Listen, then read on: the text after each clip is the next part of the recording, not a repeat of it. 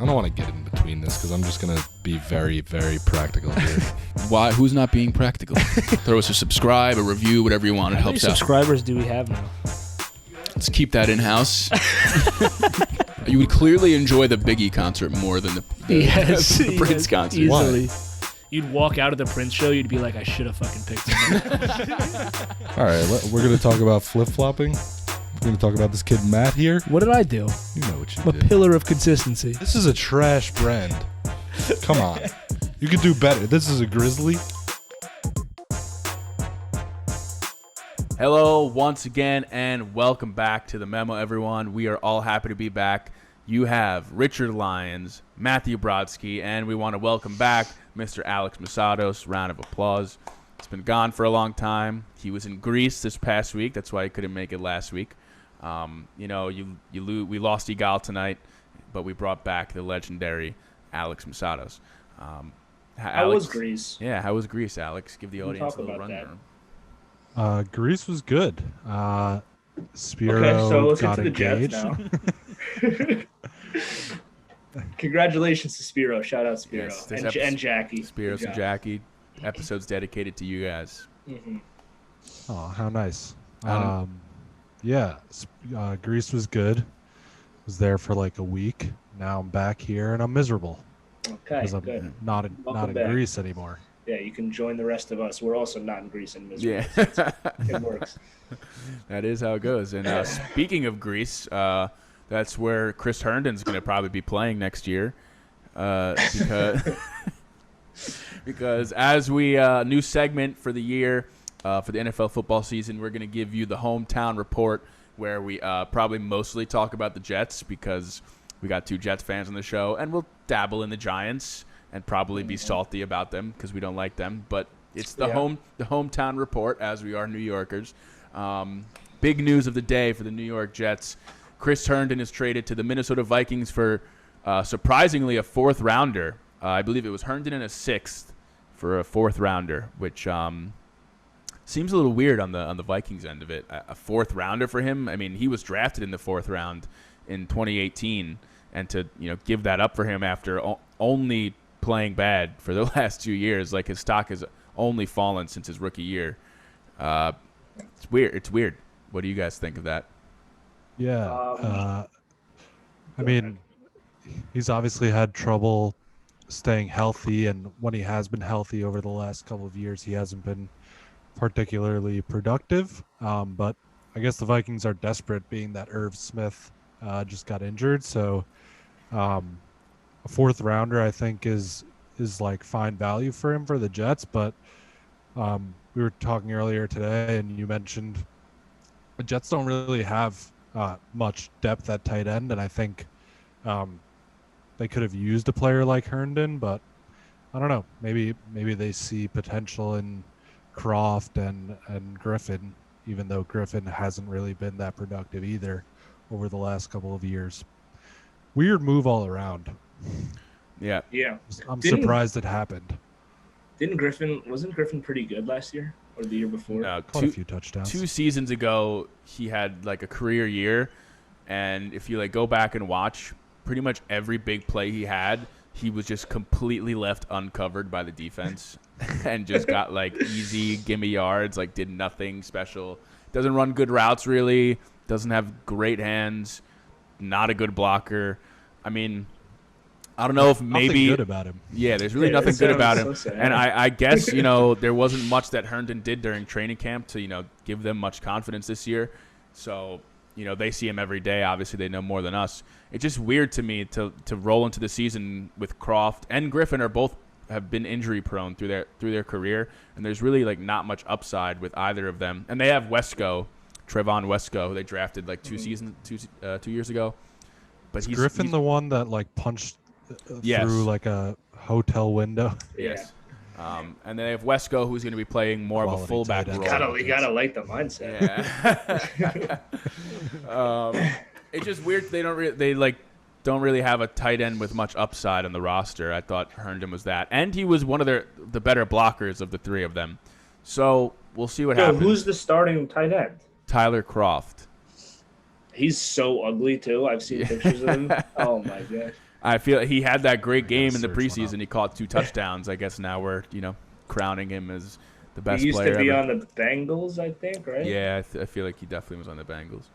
He's a weird-looking guy. Well, what do you think went wrong for Chris Herndon, Rich? I mean, this is Definitely a guy. not Let's be handsome. honest. I mean, you were hyping him up. I mean, you can go back and probably check the tapes, check the texts and Definitely. the tapes. I mean, you were penciling Darnold and Herndon for the next Rivers and Gates. I just want to know what went They were. wrong. Well, I mean, I think everyone after his rookie year was sort of putting him on this pedestal of this is a guy who's going to be a great weapon in the future. To have like almost 600 yards and I don't remember how many touchdowns as a rookie tight end with a rookie quarterback, him and Darnold would always connect on big plays and convert third downs, and it just looked like an immediate quarterback tight end reliable connection.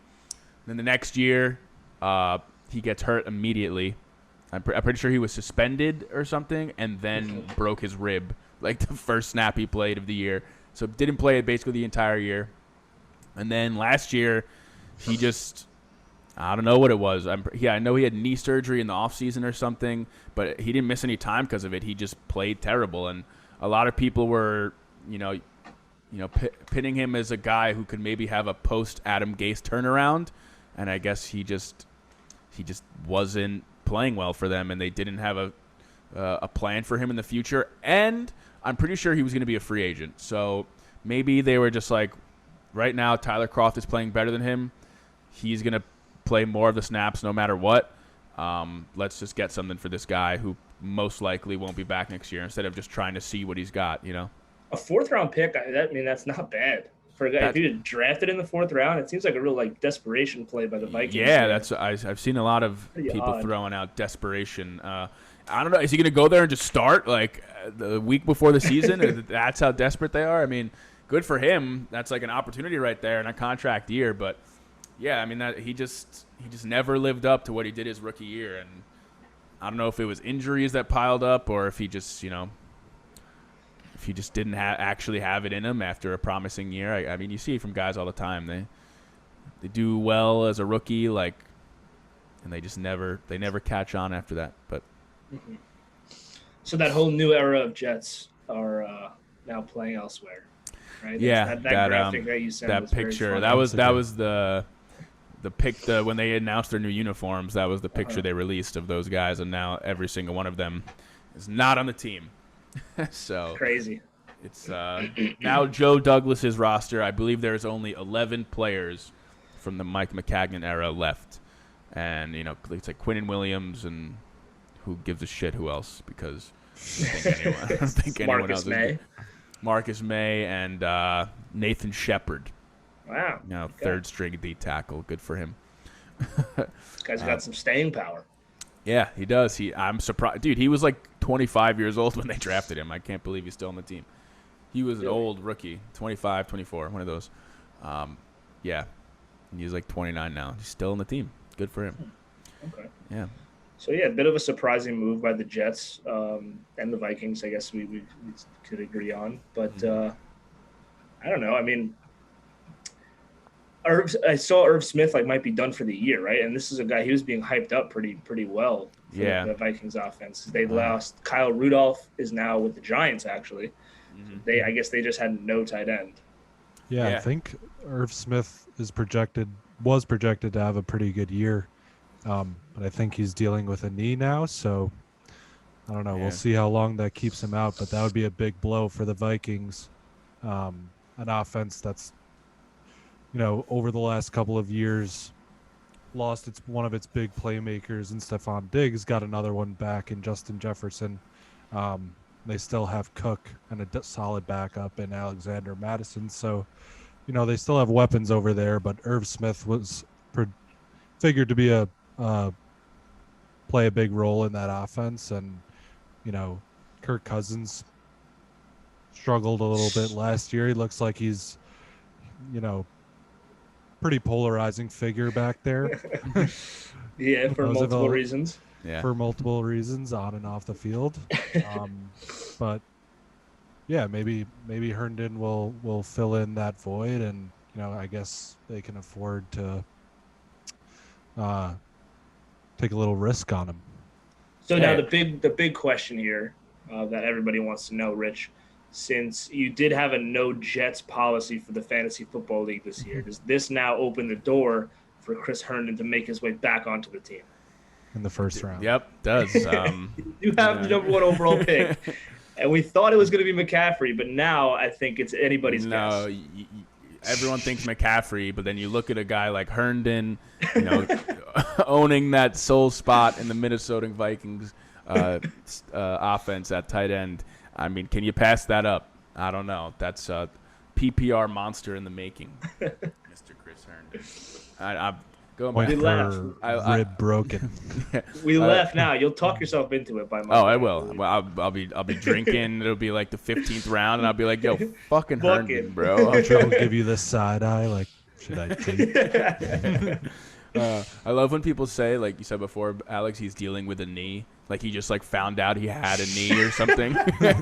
Such an old person way to say it. Like what about his knee? Like he's just dealing with a knee. The coaches will always say that. It's like, yeah, he's got a bit of an ankle right now, and they're trying to just work on it. Sounds like a good thing he's got his ankles. Is there anything else noteworthy for the Jets side of the New Jersey Stadium? I guess, we're a few days late on this, but the other one would just be they traded for Shaq Lawson of the Houston Texans. And basically everything. All the Lawsons. Yeah, they replaced Carl Lawson with Shaq Lawson. A co-host of the show, Yigal, was very excited about this. Like, I remember I texted him and he was like, "Let's fucking go!" Like, yo, I never thought they'd get him. And I wrote back to him. I was like, "Are you thinking of Shaq Barrett?" And he was like, "I think I might be thinking of him because Shaq Lawson is not great." There's never been a Jets move that Yigal wasn't hyped about. Yeah. He's had some solid seasons in the past, but I don't think he ever fun fact, Shaq Lawson is the last first-round draft pick that Rex Ryan ever made as a head coach while he was with Buffalo? For Buffalo, yes. He never lived up to the billing as a first-round draft pick. He never had more. The billing? Yeah. That was unintentional. He never had more than like 6 sacks in a season. And I know it's not all sacks aren't the only number to look at, but I just think he's been like pretty mediocre his whole career. So he's just a depth move, especially after they lost Vinny Curry as well. 6th-round pick. One of our coaches, our D-line coach or something, was like a big advocate for getting him. I was reading. I forgot his name. It's like, I'm not even going to attempt to think what his name is because I don't know. But, yeah, they got him. That'd be the other big news. Okay. There's not much to say on that. Yeah, I've seen that he was just like a rotational guy most of his career. So we'll see how they utilize him. But I was reading that he was playing in the 4th quarter of preseason games this year and that he had zero pressures on 50 pass rush snaps in the preseason. So, well, he'll fit right in then. Second most pass rush snaps with no pressures of the whole preseason. And the Jets were like, we gotta get this guy. This guy fits what we want. Not a stat you want to be tops in the league in. What did they trade for him? A 6th rounder. Okay. I mean, it's a throwaway. If maybe he's a solid year for you. If he doesn't, I think we had a few 6s to throw around. I know we have like a bunch. I have none. Just gave one away with Herndon too. They traded away. We did. That's true. I mean, I'm pretty sure I read somewhere that Douglas in the interview process, he said, "I'll never use a 6th-round pick," and the Jets were like, "We like that. This is our guy." We like that. But yeah, I mean, look, I'm bringing up the bad stats because the Jets fans got to hear it. Don't expect too much out of this guy just because it's an edge rusher that the Jets traded for. He's probably not going to be good. So don't get your hopes up. And just look forward to like Quinnen Williams or something. So how's the D-line looking now, that top 3 defensive line? Well, we went from top 3 to now, we're top 10.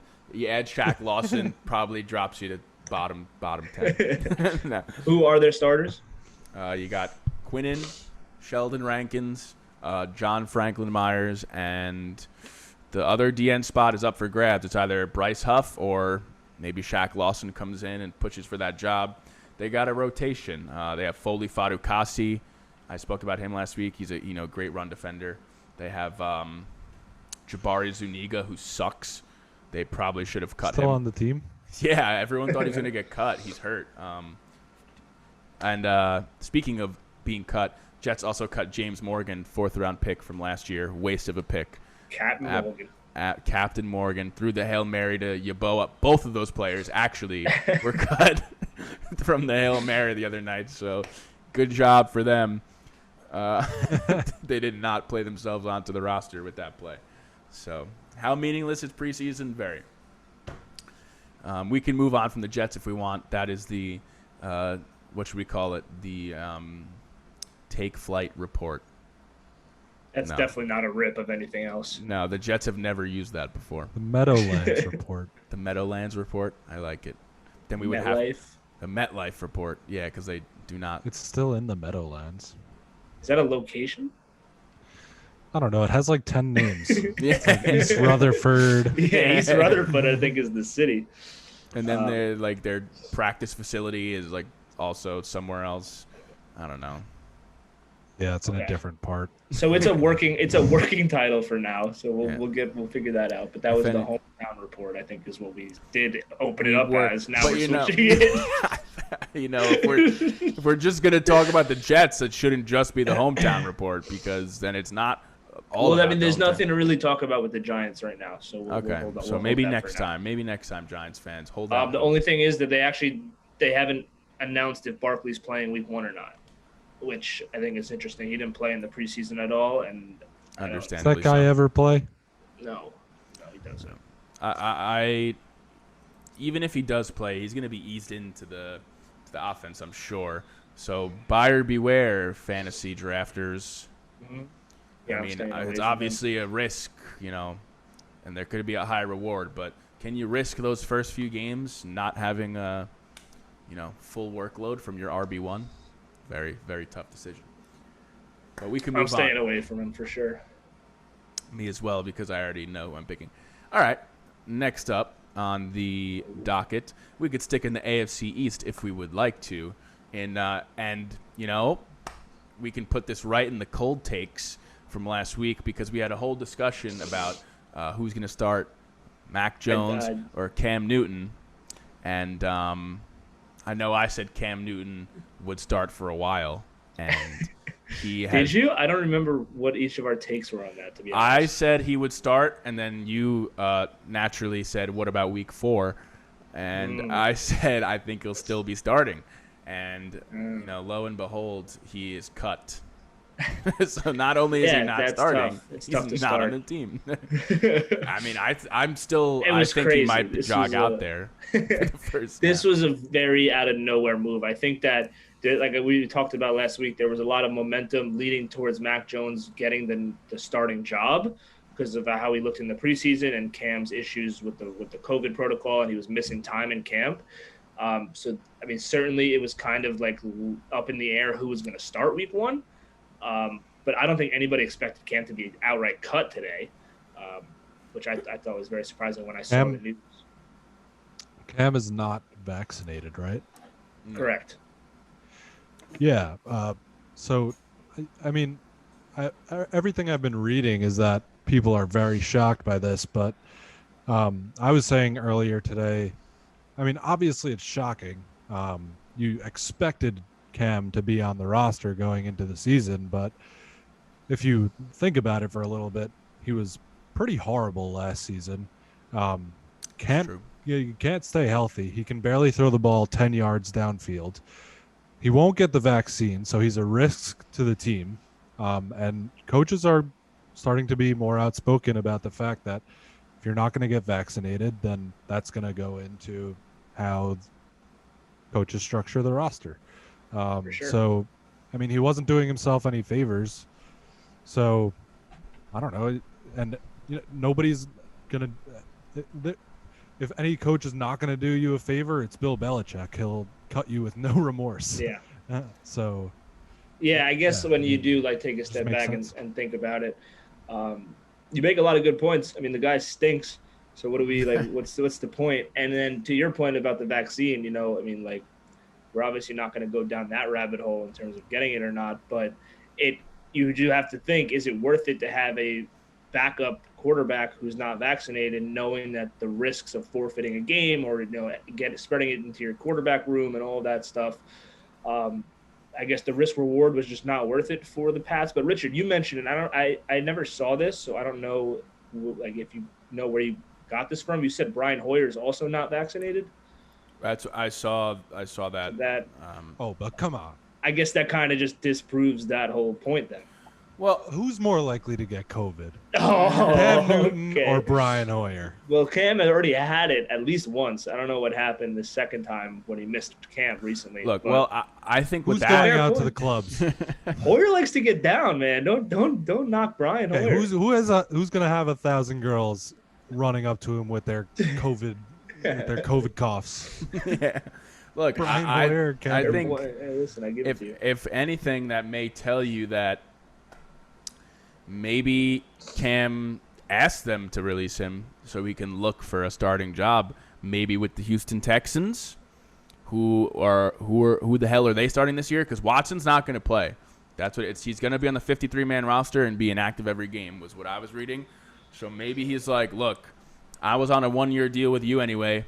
If I'm not going to start, let me go, find another team where I could possibly get in there and, put some game tape out there for other teams. I don't know where he's going to end up, but, you were talking before, a lot of coaches are sort of cracking down on this and saying outright. I know Urban Meyer was like, there were a lot of cuts I made because it's not worth the risk for these guys who are unvaccinated. And the problem with it isn't even like, spreading the virus, getting the virus. It's that if you're near someone who tested positive or near someone who was near someone who tested positive, you have to sit out if you're not vaccinated. Like, you have to be out for the 5 I think that's what happened. No, recently it was like something with testing with Cam, but there's like so many extra rules for people who aren't vaccinated, even if you didn't get it, that it's just so not worth it, especially like you were saying for your backup quarterback. Like, you just can't deal with it, because if your starter goes down, you can't have your backup dealing with bullshit like this. Yep. Yeah, you make a good point.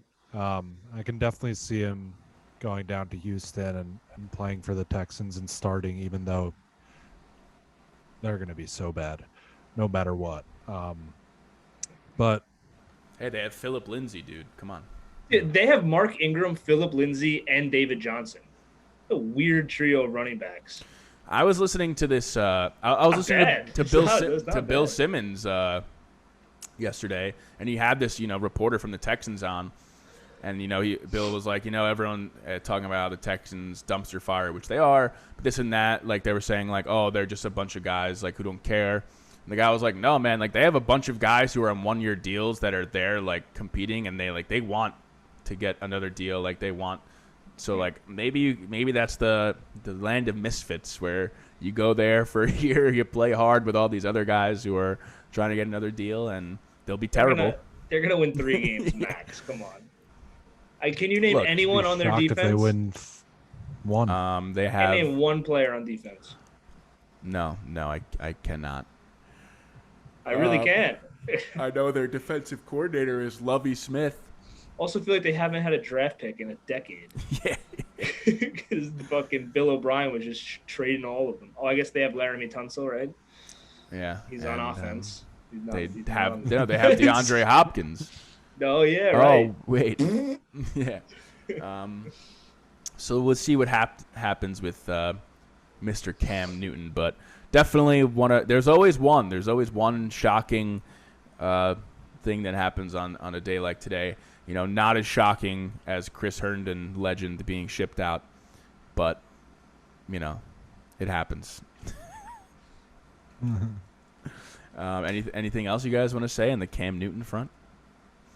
Do you think he ends up in Houston? Are there any other teams that come to mind that you think he could end up? Does he go back to Carolina? Does he go to Washington with Ron Rivera? No, that's what I said. Ron Rivera supposedly came out and said, like, he was asked about it, and He's like, he sucks. he's like, nah, no. He was asked about it, and he said, like, they thought about it, but Ryan Fitzpatrick is their starter, so they're not interested or something. They thought about it for a long Ryan time. It Fitzpatrick. happened Yeah, today. they thought about it. But Ryan's yeah, pro- I guess I think he's going to be a Why is he backup still somewhere. filthy? I mean, you said, Richard, you mentioned the Steelers. I saw the Cowboys were looking into it. I think he'll end up at one of those Jets. teams. Alex did say the Jets. They would never. I can see So it they already. cut Morgan. Who's the backup quarterback? Cam Newton. It's David. It's David White. David? Who the fuck Who? is that? Look him up. He's filthy. You mean Mike White? No, David Wright. no, you're right. He's It on the is- Mets. I think it might be Mike White. Still, who the hell is Who the that? fuck is Mike White?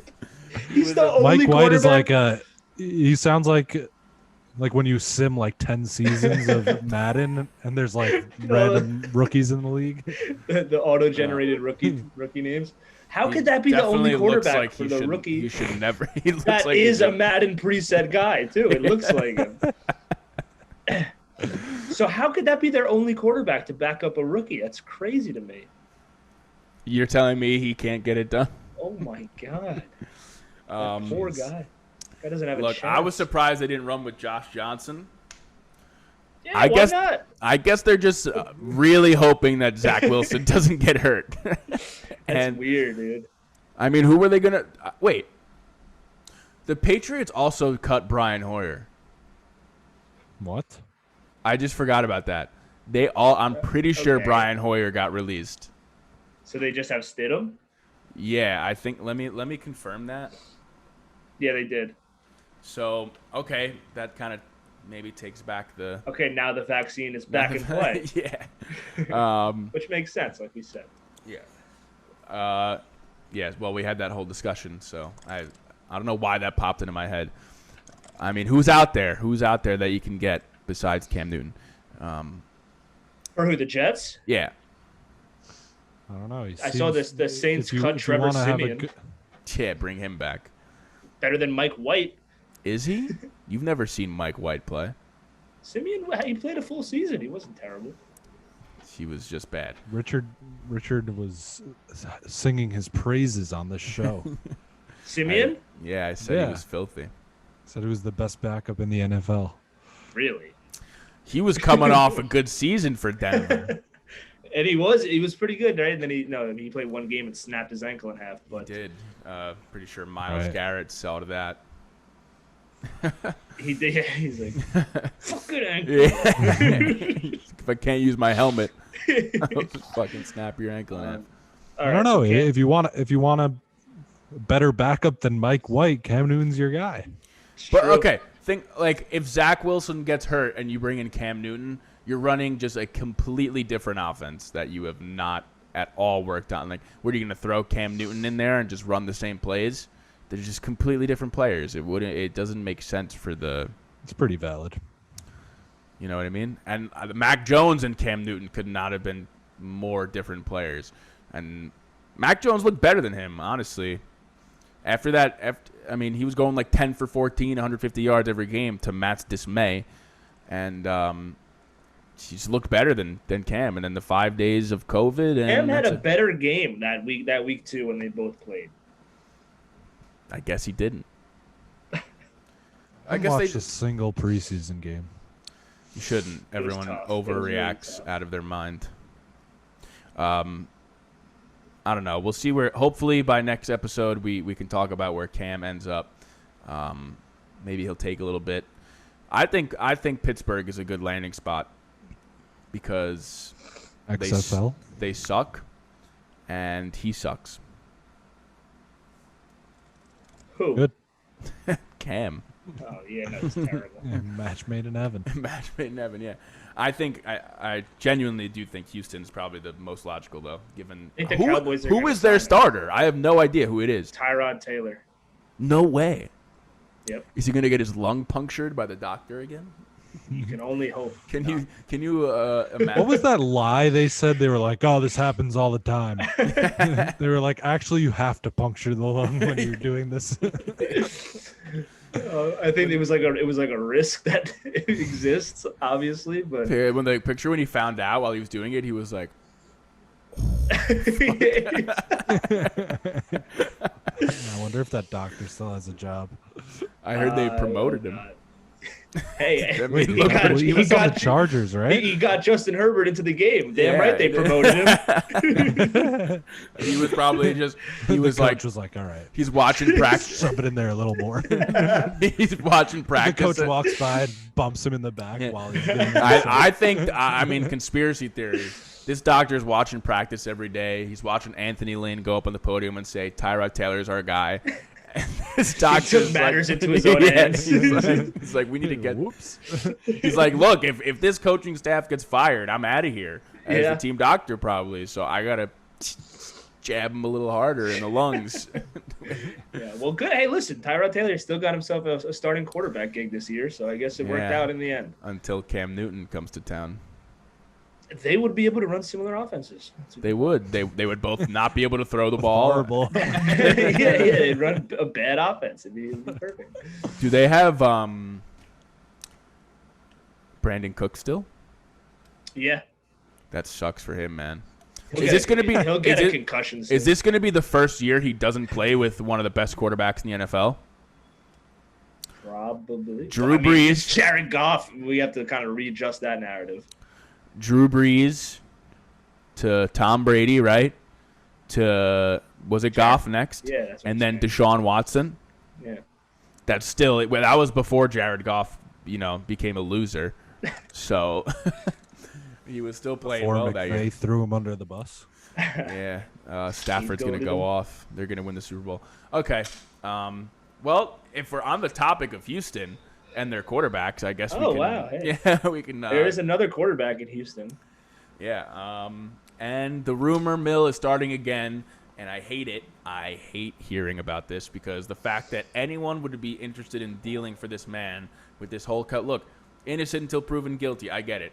While this controversy is hanging over anyone's head, why would you want to make any moves for your team and bring this guy onto your roster without finding out what happens first? We're talking about Deshaun Watson and the rumor that the Dolphins are looking to trade for him. I just don't get it. The capital would be way too much, and the risk of what if he is guilty? You're gonna fucking bring this guy in as the face of your franchise. He'll have to probably miss a year if he is guilty, and then the NFL will let him back in anyway because that's what they do because they're scumbags. But I really don't understand why there's any talk about anyone acquiring this man. So supposedly the Brian Flores, I think, is pretty against bringing him in right now, since the talk is now the Dolphins are the front runners. Brian Flores is against it. It seems like the owner is the one pushing for it, which, again, like you said, it's kind of is weird to make a push like that with so much up in the air. But at the same time, I do think that these teams are a lot more privy to information that's not public knowledge yet. I was listening to the Pat McAfee show the other day, and when this was a talking point, and they say that these teams, they hire their own private investigators and lawyers and all of this stuff where they can look into this stuff in more detail, that is, even though it's not being reported on. So it is possible, I guess, that the Dolphins are aware of a little bit more and they feel comfortable in the situation, or the owner is comfortable enough to take the risk. And then on the flip side, to go along with that, you would have to assume that any draft compensation that the Dolphins give up would be protected picks in the event that, Watson goes to fucking jail or is suspended for multiple seasons or something like that. So the picks would have to be protected. So there is some things that the Dolphins can do to protect themselves and make the move. But I ultimately still do agree with you that it is a big risk to take, especially when you're a week away from the season and you have Tua ready to go. It seems like a very weird time to make this move. And all the teams that were linked were teams with quarterbacks in a situation like that. It was like the Dolphins, the Panthers, and the Eagles. Tua, Darnold, and Jalen Hurts. So maybe it was, an agent or a team, or like the Texans drumming up that rumor, looking Well, the at thing is, it was like that makes sense though, because the Texans are probably looking for like a young quarterback in return. Um, so like Darnold, Hurts, Tua would probably be part of the deal for Watson. Well, I mean, Yeah. from the Texans side, if the Texans can get anything of note for him right now, I mean, I would do that. If you can get Tua and like first round picks, like it's a no brainer for Houston, right? Yeah. I just don't get Well, it from the other side. that was kind of my point, Alex, is that the fact that it's these teams with these, young quarterbacks that aren't proven that they could get back in a trade if they were to do this, that maybe that's why it would be like a team like the Texans or an agent on that side, like Watson's side, putting this rumor out there, even if it's not fully true, because the Texans would want one of those guys in return for him if a trade were to happen. I guess if you're looking at it from like one of those teams' perspectives that is trading for Watson, you think, putting putting morals aside, okay, you give up picks and the quarterback that you've drafted and have been developing for Deshaun Watson. He gets suspended for, at worst, a season, and then the season after that you have Deshaun Watson, sure thing, bona fide star, and you go forward from there. Yeah. It's a risk that I could see teams taking, especially a team like maybe the Dolphins that, they're playing in the same division as the Buffalo Bills, who are looking like they're going to be perennial AFC East winners. It doesn't seem like the Dolphins are going to win the AFC East this year, being that the Bills are, probably top 5 Super Bowl contenders. You trade away to you down being shitty for a season, and then you have Deshaun Watson with the defense that they have, the weapons that they have, and then maybe you put yourself in a better position to compete. And then if Deshaun Watson goes to jail, just with the NFL's track record with guys who do this shit, he's gonna play football again. Yeah, I guess that's a fair point. I don't know. We'll see. It just is weird that this is now stirring up so close to the season, because it feels a little like fabricated. Yeah, ultimately, like I'm not sold that something is really going to get done. But if you trade Tua, the Dolphins' backup, I guess, is Jacoby Brissett, which is not a terrible backup plan to have if you're willing to, like you said, suck for a year. But I don't know. Thought Miami would be so good with Deshaun Watson if he was cleared to play, though, from a football standpoint. All right. Moving on here. We're going to close the day off. Since Mr. Masados missed last week's episode, he is required to give us a bold prediction heading in to the 2021 NFL season. So, Alex, you may take the stage and tell us what you think. Okay. My bold prediction is that the LA Rams miss the playoffs. Wow. Whoa. Right now, their over-under, I think, is like 10.5 wins. So that's pretty high up there in the league. They do project to be a good team. But I think losing Brandon Staley is really big for this team. Right.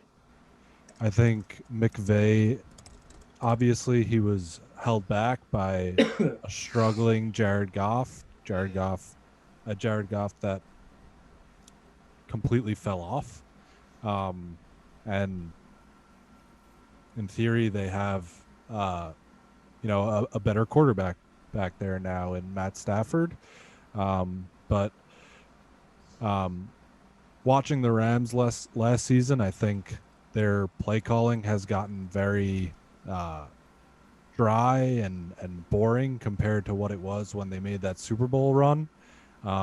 Whether that is a result of Jared Goff not being reliable or not remains to be seen. But I don't know. Stafford obviously he has had an amazing career so far, but he's getting up there in age. He's not the same quarterback that he used to be. He makes a lot of mistakes. And I want my bold prediction to be pretty bold. It is bold. And they play in a really good division. The Cardinals look like they're going to be a good team.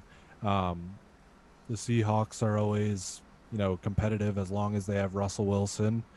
And the 49ers, they, took a step back last season, but now they have Trey Lance, who, Won't play. I know it was Richard's prediction that he won't play, but he's a pretty exciting prospect, and maybe he gets in there and provides a spark for this team that has, talent pretty much all across the board. Besides, their biggest question mark is the quarterback position.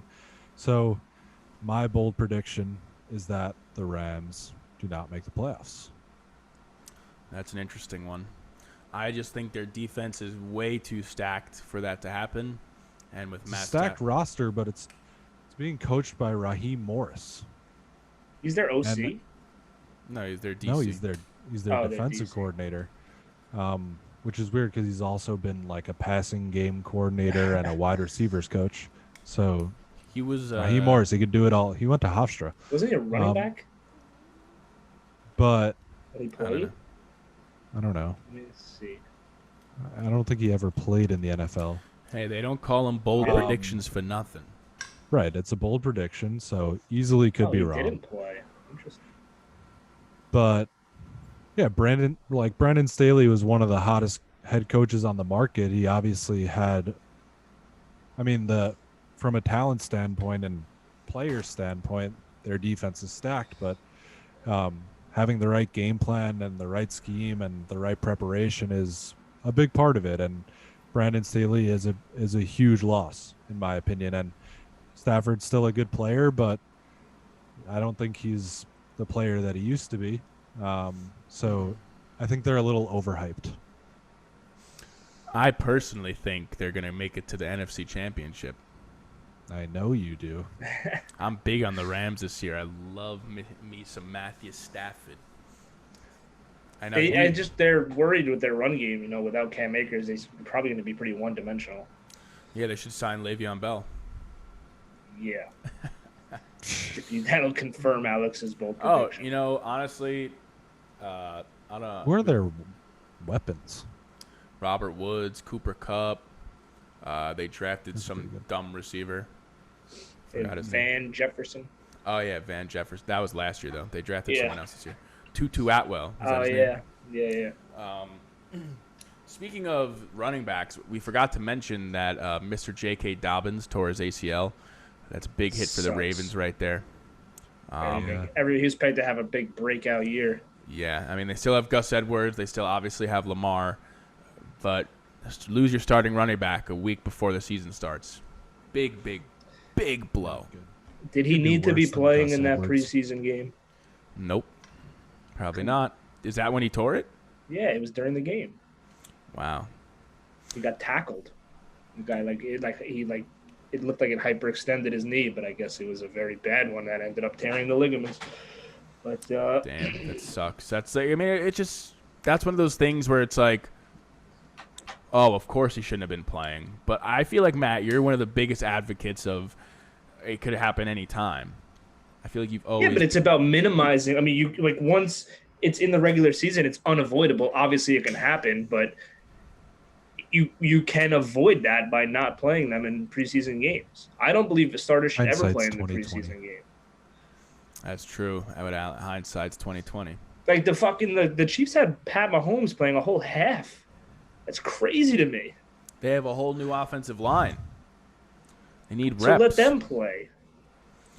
I guess, but I think Mahomes will figure it out. Carl Lawson got hurt in practice, out for the year. Those things you can't avoid. But it's always about doing the most that you can to avoid those situations. I don't even think a player should step into the facility until week 1.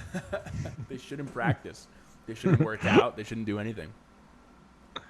See, now that's, taking it a little bit too far.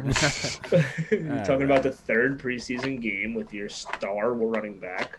I mean, come on. Week 4 is when the season starts. Yeah, we always, the first few weeks, we're always like, is the league trash?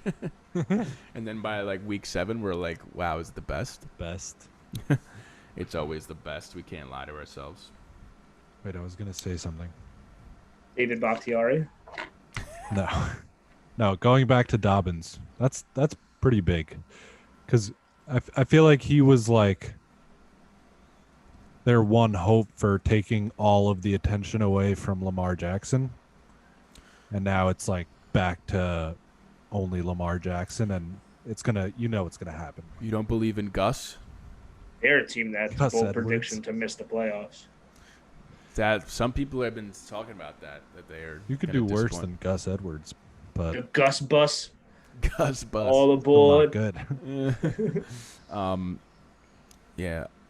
And I feel like running backs in that offense will find ways.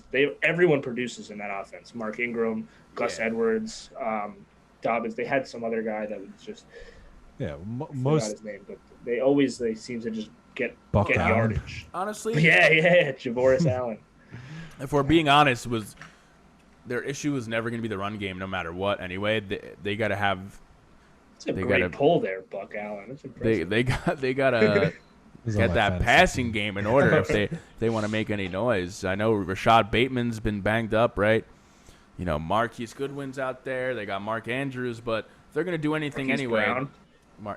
Goodwin's the other guy. Marquise Brown, Hollywood Brown. That's you. If they're They have Sammy Watkins. They do have Watkins. If they're going to make any noise, they got to get that passing game, running better than they ever have. So we'll see Now what they do. that seems like even more far-fetched now, because now you lose Dobbins and it's like, okay, the defense can say Lamar's either going to run it or he's going to pass it. Hey, That's usually the two options. yeah. No, but now but you could have handed it off to Dobbins before, but now it's like, all right, if Gus Edwards beats us, we'll say any given Sunday.